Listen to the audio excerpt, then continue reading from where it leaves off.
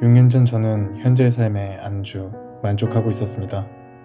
제 생각에는 사람이라면 누구나 희로애락, 기쁨과 노여움과 슬픔과 즐거움을 갖고 있는 것이 당연하다고 생각했습니다. 강해지려면 화도 내고 사람들에게 뒤처지지 않는 모습을 보여야 그것이 참된 길이고 무시당하지 않는 삶이라 생각했지요. 비록 가끔씩 사람들과 싸우고 화내더라도 어차피 나는 하나님을 믿고 예수님을 믿고 있으니, 성경에 누구나 믿음이 있으면 멸망치 않고 영생을 얻는다고 하셨으니, 즉 내 생각대로 내 마음대로의 믿음 생활을 살고 있었습니다. 그런 나와 달리 아내는 계속 갈급하고 뭔가 채워지지 못하는 그 무언가를 찾아다니기 시작했습니다.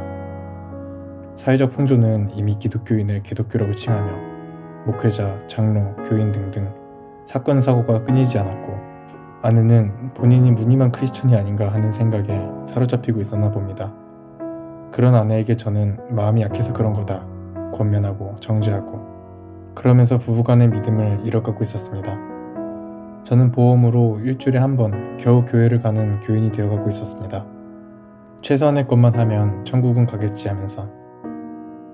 그러면서 가장의 책임감으로 처자식은 굶기지 말아야 한다는 일념으로 12시 퇴근은 기본으로 밤늦도록 일하고, 그렇게 하다가 스트레스가 쌓이니 휴일에는 집에서는 TV 보고 캠핑 가고 다시 아침 일찍 출근하는 것을 반복하고 있었습니다. 하지만 아내의 덕택으로 영성학교를 가게 되었고, 처음 갔을 때 목사님께서 저에게 말씀하시길 성령님이 함께 하십니까? 예수님을 믿는 믿음이 있습니까? 물어보시길래 당연히 성령이 있으니 예수님을 믿고 교회도 열심히 나가고 봉사도 열심히 했었고 주일 성수는 빼먹지 않고 하고 있다고 말씀을 드리니, 그러면 성령이 본인 안에 있다는 증거를 보여달라. 예를 들어 마음의 평안과 기쁨이 넘치고 하는 일마다 형통한 성령의 증거가 있냐고 물어보시더군요. 그래서 어쩔 때는 평안하고 기쁘고 어쩔 때는 화도 내고 싸우기도 하고 그런 게 사람이 아닐까요? 어떻게 항상 형통할 수가 있나요? 말씀드리니 그냥 단박에 당신은 성령이 없습니다. 그래서 천국 백성이 아닙니다 하시더라고요. 전 속으로 어이가 없었지만 그냥 웃는 모습으로 말씀을 들었고, 목사님은 계속해서 성경에 나온 이야기라고 하시면서 말씀을 이어가셨습니다.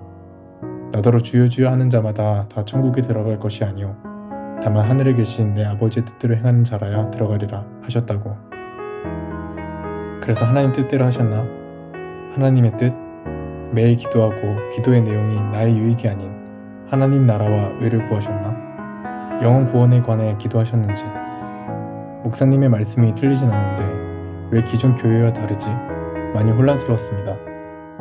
그래서 한번 영성학교에서 하는 훈련을 하면 진짜 성령님이 임재하실까? 일단 해보고 아니면 도망가면 되니까 하면서 훈련을 시작했습니다.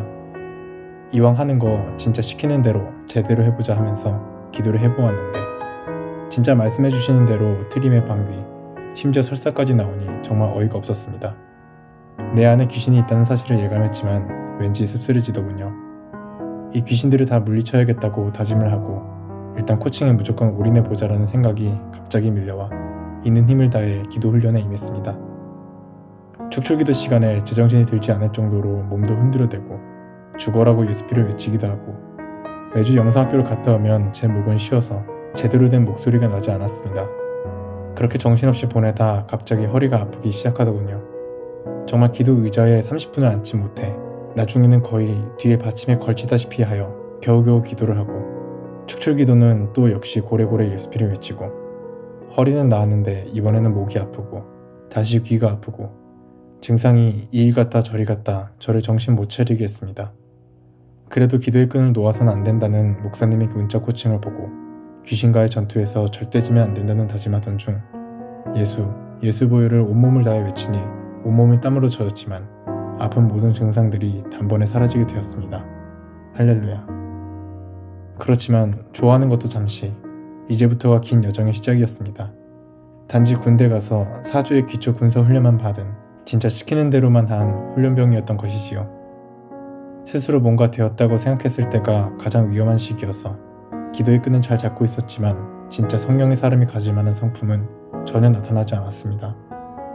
이대로 기도하면 언젠가 하나님이 고쳐주실 거야, 그런 마음을 주실 거야 하며 스스로 위안을 삼으면서 묵묵히 매주 영상학교에 다니고 있었습니다. 어느 순간부터인가 단지 기도의 방법, 습관만 들었지 다시 예전 교회 마당만 밟고 다니는 그런 신자로 다시 돌아가려고 하는 순간마다 뭐가 잘못되었는지 알 수 없었습니다. 결국 모든 문제는 제 안에 있었습니다. 시작부터 단지 기도하는 행위로만 나의 또 다른 만족을 채웠음을 인정합니다. 그래서 코치님들에게 다시 배워 진정 본인이 바뀌려면 자기 부인을 통해서만, 예수님의 길을 나도 따라가야만 진정한 성령의 사람으로 거듭날 수 있음을 깨달았습니다. 마음을 바꾸는 훈련을 다시 했습니다.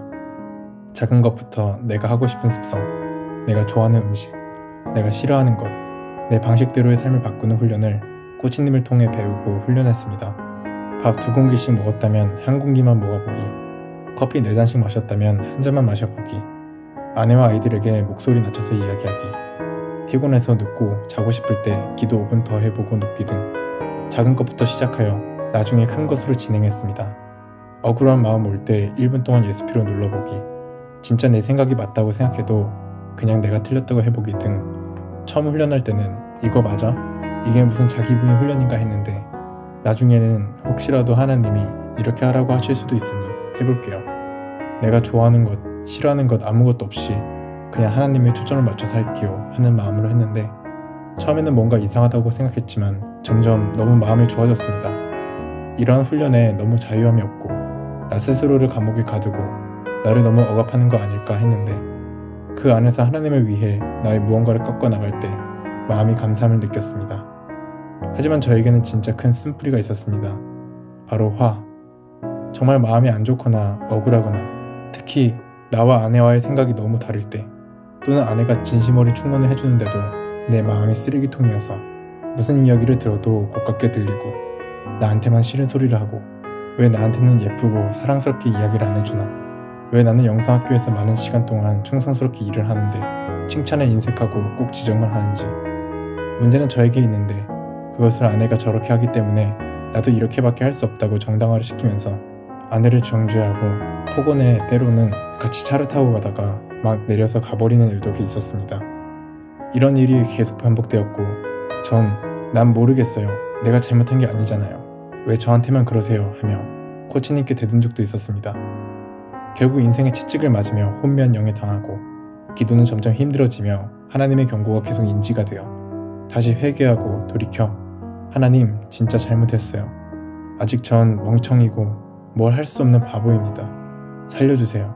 제가 어떻게 하면 될까요? 진짜 모르겠어요. 한 번만 도와주세요. 울며 기도하고 또 회개하고 이렇게 한다고 하나님께서 뿅 하고 마음이 바뀌거나 주변을 만져주시거나 뭔가 알려주시지 않았습니다. 제가 다시 할 수 있는 방법은 코치님께 배운 자기 부인을 다시 처음부터 하는 것이었지요. 이제는 형식적으로 누가 시켜서 하는 것이 아니라 스스로 변화를 받아 나를 위해서가 아니라 오직 하나님을 위해 하나님의 기쁘시게 하는 자녀가 되기 위해 나를 죽이자 하는 심정으로 그냥 나를 죽여보았습니다. 그리고 내가 먼저 사랑을 받으려고 하지 않고 내가 먼저 사랑하자. 코치님이 전에 이야기하신 아내에게 그 어떤 말이라도 칼을 받는 심정으로 억울해하지 말고 달게 받자. 사랑하는 마음으로 내가 다 받자. 그렇게 내가 스스로 바꾸니 점점 어떤 이야기를 들어도 나쁘게 들리지 않고 그럴 수도 있지 하면서 아내 또한 저에게 너무 더 잘해주고 관계도 좋아지게 되었습니다. 부부가 회복하니 아이들도 회복하고 부모님께 잘 순종하는 아이들로 점점 변해감을 느끼고 있습니다. 이제는 영성학교 지체들 관계에서도 그리고 회사 동료들에게도 아내에게 하듯 동일하게 해나가려 합니다. 나를 위해서가 아닌 하나님을 위해서. 그런 행위를 통해 하나님의 계명에 순종하고 하나님의 마음을 알아보려 더 나아가겠습니다. 내가 힘들면 다른 사람이 덜 힘들겠지. 내가 집안일을 더 해야 내 아내가 덜 힘들겠지. 직장 상사가 좀 말도 안 되는 억지를 부리거나 일을 시켜도 일단 네 해보겠습니다. 네 알겠습니다. 내 생각으로는 진짜 아니어도 내 생각이 틀릴 수도 있다고 생각하며 바꾸자. 사원들아, 범사의 두려움으로 주인들에게 순종하되 선하고 관용하는 자들에게만 아니라 또한 까다로운 자들에게도 그리하라.